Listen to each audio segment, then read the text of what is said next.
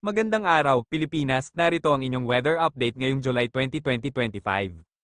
Nakalabas na ng Philippine Area of Responsibility ang bagyo, pero huwag pa rin magpakakampante. Patuloy na nakakaapekto ang habagat sa malaking bahagi ng Luzon at Visayas. Inaasahan pa rin ang malalakas sa pag-ulan sa Hilagang Luzon, lalo na sa mga probinsyang malapit sa kabundukan at baybayin. Sa Metro Manila, Calabarzon, at Bicol Region, asahan ng mahina hanggang katamtamang ulan na may panakanak ang malalakas na buhos lalo na sa hapon at gabi. Sa Visayas at ilang bahagi ng Mindanao, bahagyang maaliwala sa umaga pero maghanda sa thunderstorms pagsapit ng hapon. Paalala, kahit wala na ang bagyo, delikado pa rin ang baha, landslide, at malalakas na hangin. Siguraduhing laging handa, i-check ang lagay ng panahon, at manatiling ligtas.